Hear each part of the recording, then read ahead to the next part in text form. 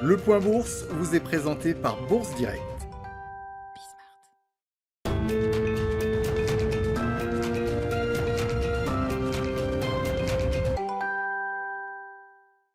Clôture dans le vert ce soir pour le CAC 40. L'indice parisien gagne 2,07% à 6529 points.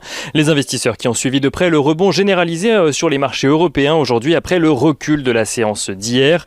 Un rebond dans un contexte toujours incertain de reprise économique face à la progression du variant Delta dans différentes régions du monde. En Europe par exemple, si l'Espagne et le Portugal sont particulièrement touchés, la France voit la proportion de cas du variant Delta progresser sur ces derniers jours. On note que le Japon de son côté, qui doit accueillir les Jeux Olympiques dans quelques jours, a instauré un état d'urgence dans la région de Tokyo.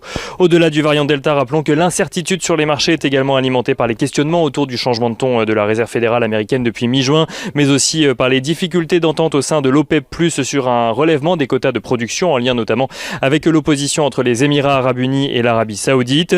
Les récentes déclarations de la Banque centrale chinoise sur une potentielle réglementation plus forte des fintechs dans le pays laissent également planer le doute sur le potentiel de croissance des entreprises chinoises, notamment cotées à l'étranger.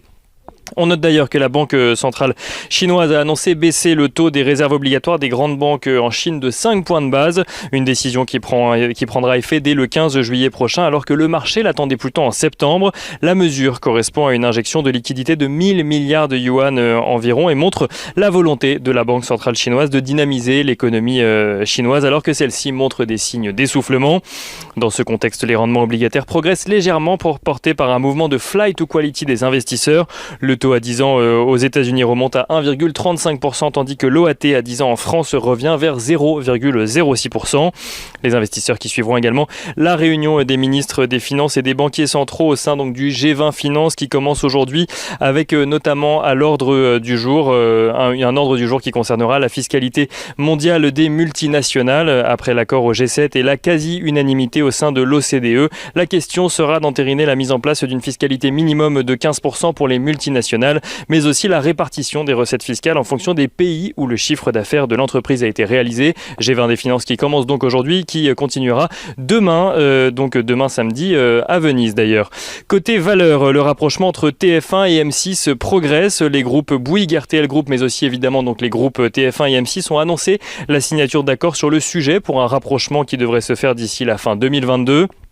CGG déclare de son côté prévoir un chiffre d'affaires annuel stable par rapport à l'année 2020 ainsi qu'un EBITDA d'environ 310 millions de dollars et on note que Airbus annonce de son côté avoir livré 297 appareils au premier semestre 2021 avec notamment un rebond de son activité en juin à la faveur de la réouverture des économies.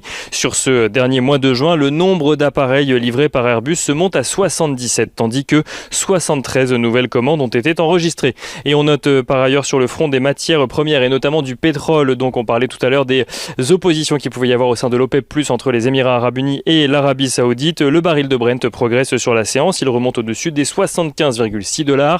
Et on finit avec l'agenda de la journée de lundi. Lundi, les investisseurs pourront suivre la réunion des ministres des Finances de l'Eurogroupe, une réunion en présence de Janet Yellen. Côté entreprise, Kaufmann & Broad fera le point sur ses résultats semestriels.